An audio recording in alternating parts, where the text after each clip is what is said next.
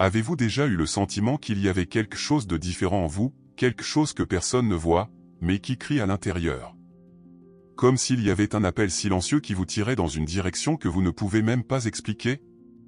Et si je vous disais que ce n'est ni de la folie, ni une coïncidence, mais une marque spirituelle? Une signature invisible laissée par Dieu sur votre âme.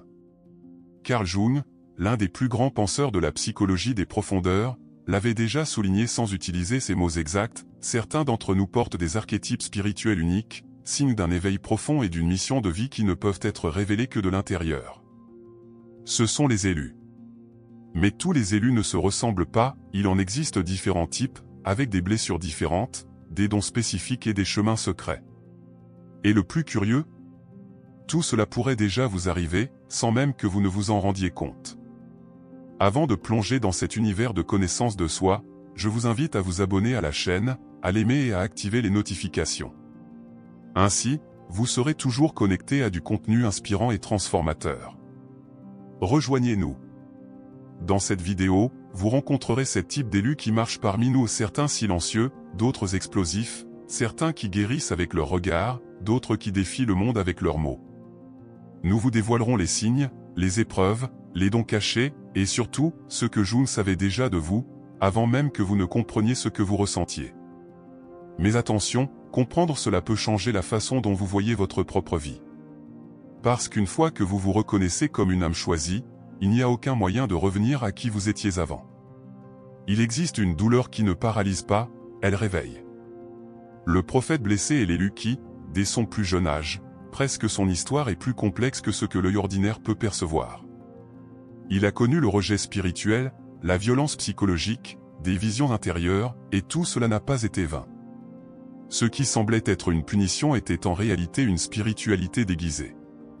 Cette âme sensible n'a pas été façonnée uniquement pour survivre, mais pour traduire les mystères d'une spiritualité profonde. Et Jung disait déjà, là où il y a une blessure, il y a aussi une guérison cachée. Ce type d'élu porte une mission spirituelle qui ne peut s'exprimer par de simples mots. Il entend clairement sa voix intérieure, même lorsque le monde tente de la faire taire. Ce sont des personnes qui, bien qu'apparemment fragiles, conservent une force spirituelle venue d'autres dimensions. Ce qui les anime n'est pas la vanité, mais l'obéissance au dessein divin. Lorsqu'ils parlent, ils n'expriment pas leur opinion, ils canalisent. Leurs paroles éveillent les autres, même sans le vouloir. Et c'est précisément pour cette raison que beaucoup ne les comprennent pas, et les rejettent. La guérison émotionnelle de ce prophète commence lorsqu'il cesse de chercher à être accepté et commence à accepter qui il est vraiment. Nombre d'entre eux tentent pendant des années de s'intégrer dans des modèles traditionnels, professions, religions, familles qui ne les comprennent pas. Jusqu'au jour où la douleur les submerge et où la mission leur crie. C'est à ce moment-là que l'éveil spirituel se produit. Ils comprennent que ce qui les a blessés était précisément ce qui les avait préparés. Dès lors, ils cessent de fuir et commencent à guider. Reconnaissez-vous cet archétype spirituel en vous? Peut-être êtes-vous cette personne qu'on a toujours qualifiée de « trop intense, trop sensible, trop dramatique ». Mais en réalité, vous avez toujours été plus connecté à l'invisible. Le prophète choisit voit, ressent et souffre en premier, car sa mission est d'annoncer ce qui n'est pas encore né. Jung parlait de la nécessité de regarder l'ombre et le prophète blessé le fait chaque jour, avec courage et larmes. Et ne croyez pas que le don se manifeste avec gloire. Souvent, il se manifeste en silence. Le prophète blessé n'est pas le plus populaire, mais il est le plus connecté. Il n'a pas besoin de scène, il a besoin de profondeur. Lorsqu'il comprend que sa mission spirituelle secrète n'est pas de convaincre, mais de révéler, tout change. La clarté intérieure devient une boussole. La souffrance trouve son sens. Et le cheminement spirituel prend une nouvelle tonalité, celle de l'abandon. Celle de la vérité qui sauve. Alors, si vous avez l'impression que votre vie a été marquée par des épreuves et des souffrances spirituelles que personne d'autre n'a connues, votre mission n'est peut-être pas de survivre au monde, mais d'y apporter le paradis. Vous n'êtes pas brisé, vous êtes en train d'être façonné. Votre force spirituelle n'est pas née de l'absence de douleur, mais du fait de vivre avec elle. Réveillez votre voix prophétique. Votre douleur n'est pas une punition, c'est un outil. Et la prochaine étape de votre voyage est sur le point d'être révélée. Certaines personnes semblent vivre en état d'alerte permanent. Elles ne supportent ni l'injustice ni l'oppression, et même sans en comprendre la raison, elles ont le sentiment d'être là pour protéger quelque chose de sacré. C'est le guerrier de la lumière, l'un des élus qui mène des combats que les autres ne voient même pas. Dès leur plus jeune âge, elles perçoivent le déséquilibre de leur environnement, les abus de pouvoir, les ombres dans leurs relations. Et le plus curieux, même lorsqu'elles tombent, elles se relèvent toujours. Car elles savent, au fond d'elles-mêmes, qu'elles ne se battent pas seulement pour elles-mêmes, mais pour beaucoup. Carl Jung considérait l'archétype du guerrier comme une figure essentielle à l'équilibre psychique et spirituel de l'être humain. Mais le guerrier spirituel ne combat pas avec une épée, il combat avec la conscience. Sa force vient de l'éveil de sa conscience, de son sens d'une mission non négociable. Il se sent appelé par Dieu à être un bouclier pour ceux qui n'ont pas de voix. Il porte le fardeau de la bataille invisible, où l'ennemi n'est pas fait de chair, mais d'énergie, de système, d'illusion. Et de ce fait, il se sent souvent fatigué, mais jamais vaincu. Cet appel intérieur le touche même lorsque tout autour de lui le pousse à abandonner. Qu'il soit dans une entreprise, une salle de classe, un temple ou un bidonville, mais le champ de bataille est toujours le même, l'âme humaine. Le guerrier de la lumière lutte contre l'ego, le mensonge et l'indifférence. Et chaque fois qu'il rencontre la souffrance d'autrui, son âme, qu'il a choisie, vibre avec plus d'intensité. Car là où d'autres voient le chaos, il voit une mission. Là où d'autres se taisent, il élève la voix. Et qu'est-ce qui le distingue? Sa force spirituelle ne dépend pas de la reconnaissance. Il peut être attaqué, discrédité, abandonné, mais il reste inébranlable. Car il comprend que sa force ne vient pas du monde, mais de l'intérieur. Nombre de ces guerriers spirituels souffrent de trop ressentir, de porter le poids des autres, de ne pas savoir comment éteindre leur sensibilité. Mais cette sensibilité est précisément le capteur qui les guide. Ils ne sont pas fragiles. Ils sont profonds. Si vous vous identifiez à ce profil, on vous a peut-être qualifié de « trop intense »,« querelleur »,« compliqué ». Mais peut-être êtes-vous simplement quelqu'un qui ne peut pas faire semblant de ne pas voir la souffrance des autres. Vous ressentez la douleur du monde, parce que vous êtes né pour l'affronter. Votre mission dans la vie est claire, protéger le sacré, combattre avec la lumière là où règnent les ténèbres, être une ancre là où beaucoup sont à la dérive. Et même lorsque tout temps vous réclame une trêve, le ciel vous murmure, continuez. Alors, respirez profondément. Vous n'êtes pas fatigué, vous êtes au combat. Et le ciel vous fait confiance. Vous n'êtes pas un rebelle, vous êtes un guérisseur spirituel en armure. Vous êtes ici pour abattre les murs, éveiller les consciences et inspirer le courage. Continuez à vous battre. Car chaque combat que vous livrez intérieurement libère quelqu'un à l'extérieur. Et dans le prochain type d'élu, nous parlerons du guérisseur, mais presque personne ne le remarque. Tous les miracles ne font pas de bruit. Certains se produisent dans le silence d'une étreinte, dans un regard accueillant, dans une présence qui réorganise tout sans rien dire. Le guérisseur invisible est l'un des élus les plus subtils et les plus puissants. Il n'a besoin ni d'autel, ni de chair, ni de réseaux sociaux, son temple est la sensibilité. Où qu'il aille, quelque chose change. Les gens se sentent en paix, même sans comprendre pourquoi. Sa mission spirituelle n'est pas de convaincre, mais de transformer l'énergie. Selon Jung, seuls ceux qui ont déjà plongé dans leur propre douleur sont capables de soutenir celle des autres. Et c'est ce qui définit ce type de guérisseur spirituel, ils ont déjà saigné en silence. Ils ont vécu des traumatismes, des abandons et des blessures de l'âme qui les ont rendus experts dans l'accueil des autres. Ils ressentent profondément, écoutent sans jugement et comprennent ce qui n'est pas dit. Leur âme est comme un champ de guérison, quiconque y pénètre en ressort différent. Non pas parce qu'il parle, mais parce qu'il vibre. Cet empathe spirituel possède un radar finement réglé pour détecter la douleur émotionnelle, même lorsque personne ne dit mot. Lors des fêtes, il ressent le poids des sourires forcés.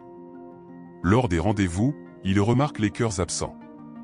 C'est le genre d'âme sensible qui porte le monde sur ses épaules, et pourtant choisit d'aimer.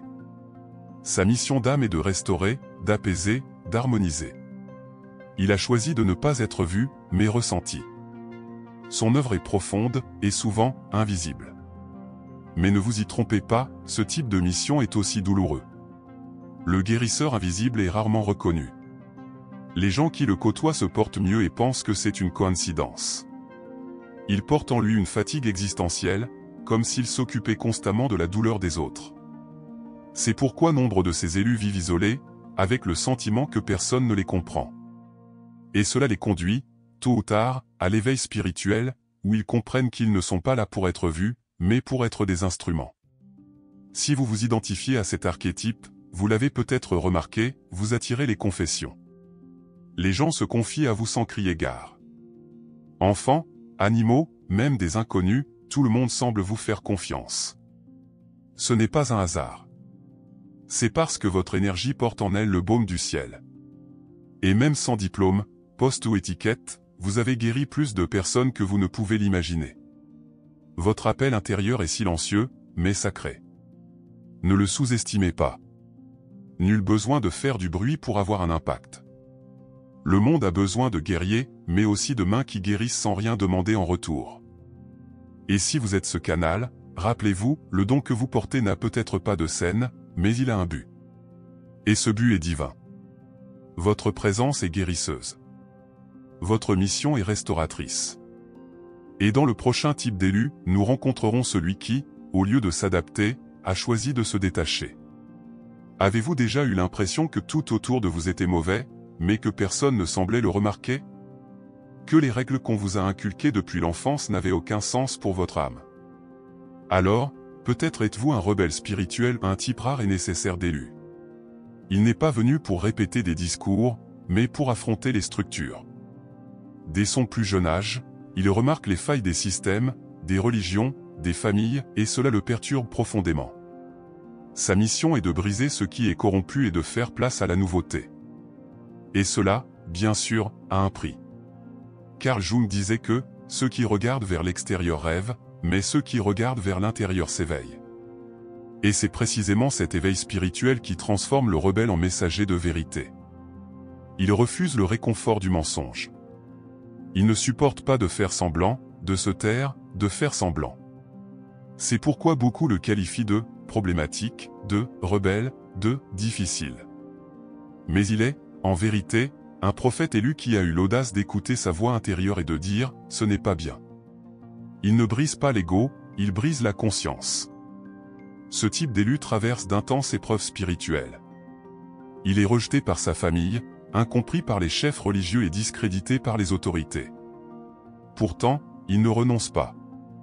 Car en lui brûle un appel spirituel incontournable. Le rebelle de la vérité ne recherche pas les applaudissements, il recherche la liberté. Il sait qu'il doit déchirer les voiles, même si cela entraîne la solitude. Son rôle est de libérer les âmes, à commencer par la sienne. Et il est important de comprendre, il ne s'éloigne pas par plaisir, mais par mission. Lorsqu'il remet en question les traditions, il tente de guérir ce qui est déjà mort et que personne n'a eu le courage d'enterrer. Lorsqu'il s'éloigne des dogmes, il écoute simplement le dessein divin qui l'appelle à quelque chose de plus grand. Ce chercheur spirituel va de religion en religion, de philosophie en philosophie, jusqu'à comprendre que sa foi transcende les murs, qu'elle est en lien direct avec Dieu. Il ne s'incline pas. Il s'éveille. Si vous vous identifiez à cet archétype, vous vous êtes peut-être demandé, pourquoi ne m'intègre-je jamais? Ou, pourquoi suis-je toujours en conflit avec ce que tout le monde accepte? La réponse est peut-être là, vous n'êtes pas venu pour vous intégrer, mais pour vous épanouir. Votre chemin n'est pas celui de la répétition, mais celui de la réinvention. Vous êtes appelé à briser les cycles, à détruire les schémas et à faire tomber les masques. Et quand cela fait mal, car cela fera mal, rappelez-vous, ce n'est pas de la rébellion, c'est un leadership spirituel en devenir. Alors, la prochaine fois qu'on vous dit que vous compliquez trop les choses, que vous n'êtes jamais satisfait, que vous remettez tout en question, souriez. Car vous n'êtes pas problématique, vous êtes révolutionnaire. Et vous êtes appelé à briser les cycles. Vous êtes une sorte de guérisseur qui guérit par la confrontation. Un guerrier qui libère par la vérité. Et dans le prochain type d'élu, nous rencontrerons celui qui ressent trop et transforme le monde de l'intérieur. Certaines personnes ne se contentent pas d'écouter, elles captent. Elles ne se contentent pas de voir, elles absorbent. L'empathe spirituel est l'un de ces êtres rares, des élus qui ressentent le monde sous haute tension. Depuis tout petit, ils pouvaient deviner quand leurs parents étaient tristes, même s'ils disaient que tout allait bien. Ils ressentent l'ambiance, le poids du silence, la colère inexprimée. Ils vivent avec un radar émotionnel toujours allumé, ce qui est un cadeau, mais aussi un défi. Car porter autant de sensibilité, c'est épuisant. Selon Carl Jung, les grands guérisseurs sont aussi profondément blessés. Et c'est ce qu'est un empathe éveillé, une âme sensible qui a saigné en silence à maintes reprises.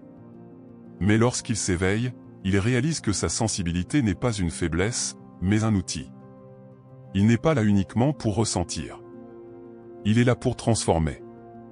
Il peut harmoniser le champ énergétique d'un environnement avec sa présence. C'est le genre de personne que les autres recherchent, juste pour parler, et qui les quitte plus légers, sans même savoir pourquoi. Ce type de guérisseur spirituel n'a pas de mission évidente. Il ne guérit pas nécessairement par la parole ou le toucher, mais par la vibration. Il presse ce qui va se passer, ressent une douleur qui n'est pas la sienne, est ému par des causes que personne ne comprend. De ce fait, nombre de ces élus traversent des périodes de confusion, se demandant s'il y a quelque chose qui cloche chez eux. Mais il n'y a rien. Ils s'accordent simplement à leur véritable mission spirituelle, secrète. Le plus grand défi de l'empathe est de faire la différence entre ce qui lui appartient et ce qui appartient aux autres. Il doit apprendre à se protéger sans se renfermer, à aider sans s'annihiler, à ressentir sans se noyer. Nombre de chercheurs spirituels passent par ce processus jusqu'à comprendre qu'ils doivent prendre soin de leur propre énergie avant de la transmettre au monde. Ce faisant, ils deviennent de véritables guerriers de la lumière, non pas avec une épée, mais avec une présence. L'empathe éveillé est avant tout un gardien de la paix intérieure. Si vous vous identifiez à ce profil, vous vous êtes peut-être senti trop fragile, trop émotif, trop dramatique. Mais sachez ceci, vous ressentez trop parce que vous êtes né pour trop transformer. Vous captez ce que les autres ignorent. Et cela fait de vous un pont entre l'invisible et le visible, entre le spirituel et l'émotionnel. Votre mission dans la vie n'est pas de vous endurcir, mais d'illuminer. Ce n'est pas de vous protéger du monde, mais de le purifier par votre présence. Alors, la prochaine fois que votre sensibilité vous fera pleurer, sans raison, rappelez-vous, c'est le ciel qui vous murmure que vous êtes programmé. Vous n'êtes pas venu au monde pour survivre, mais pour l'adoucir. Et votre sensibilité n'est pas une erreur, c'est une technologie divine. Dans le prochain type d'élu, nous parlerons de ceux qui portent tout en silence, mais qui soutiennent le monde grâce à leur résilience. Il y a des gens qui ne font pas d'histoire, ne demandent pas d'espace, ne réclament pas de reconnaissance, mais qui restent inébranlables, même après tout. C'est l'endureur silencieux, le genre d'élu que personne ne remarque, mais qui résiste plus que beaucoup ne l'imaginent. Il a déjà traversé des pertes, des rejets spirituels, des traumatismes familiaux et un profond abandon, mais il n'a jamais cessé. Alors que tous cherchaient des applaudissements, il cherchait un sens à sa vie. Et quand tout s'est effondré, c'est lui qui est resté debout, même s'il était encore en train de se reconstruire intérieurement. Carl Jung disait que l'arbre qui deviendra grand devra résister à plus de vent. Et c'est précisément ce qui définit cet archétype, il perdure. Il endure l'injustice, le silence, l'ingratitude. Mais pas par faiblesse, mais par profondeur. L'âme qui endurcit n'est pas la plus bruyante, mais la plus résiliente. Sa mission de vie se cache souvent dans la routine, dans des tâches invisibles, en coulisses. C'est celui qui porte tout, et qui pourtant tend la main. Un véritable guerrier de lumière, qui a troqué l'épée contre les racines. Ce type d'âme élue peut paraître ordinaire de l'extérieur, mais elle est profondément ancestrale. Elle porte en elle une sagesse ancestrale, des forces héritées et une résilience que seul le temps peut enseigner. Sa force spirituelle ne s'affiche pas, elle est donnée. Nombre d'entre elles sont des mères, des pères, des grands-parents, des enseignants, des soignants, des travailleurs qui se lèvent tôt et se couchent tard, et qui, même épuisés, continuent. Elles soutiennent des familles, des communautés, des projets et parfois, elles n'entendent même pas un « merci ». Mais cela ne les arrête pas. Car elles savent qu'elles accomplissent une mission spirituelle. Et c'est précisément dans son anonymat que réside sa grandeur. Celui qui s'accroche en silence n'a rien à prouver. Il a déjà compris que le cheminement spirituel n'est pas toujours brillant ou souvent, il est douloureux.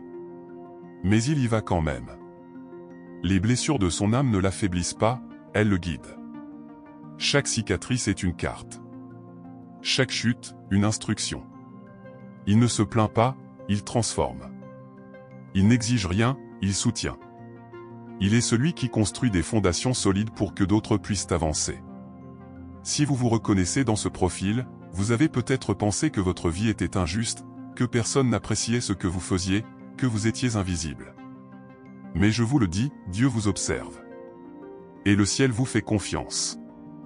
Car votre type de choix est rare.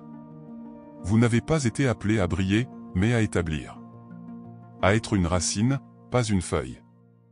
À soutenir, pas à apparaître. Votre place n'est pas au centre de la scène, elle est à la base du temple. Alors continue. La vie a essayé de te faire taire, mais le ciel t'appelle toujours. Même sans médaille, tu es un héros.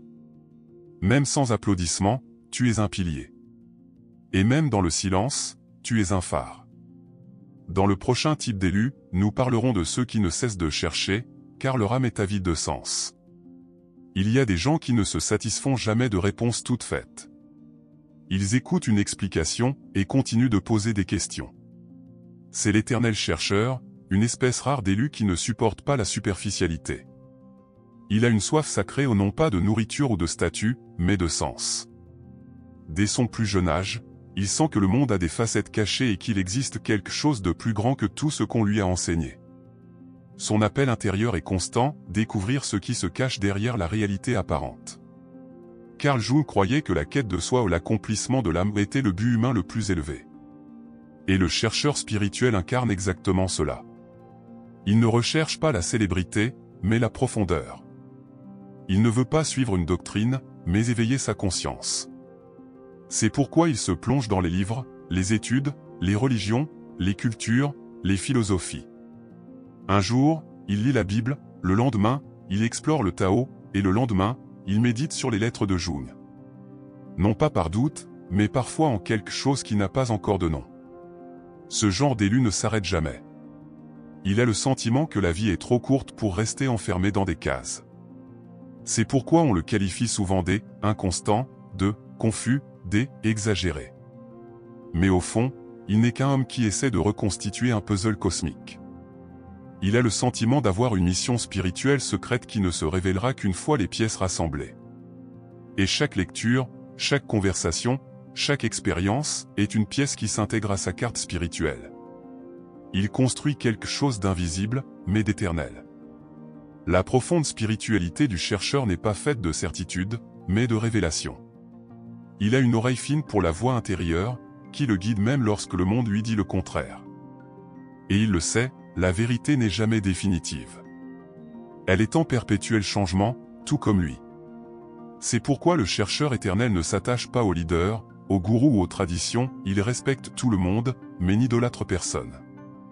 Car sa plus grande dévotion est à la vérité qui vibre en lui. Et cette quête est sa prière quotidienne. Si vous vous identifiez à ce type de personne, vous avez peut-être entendu dire que vous réfléchissez trop, que vous vous posez trop de questions et que vous compliquez tout. Mais en vérité, vous sentez que Dieu est plus grand que toute explication. Et vous n'êtes pas perdu, vous êtes en mouvement. Votre mission spirituelle est de trouver la lumière là où beaucoup ignorent même l'existence d'un chemin.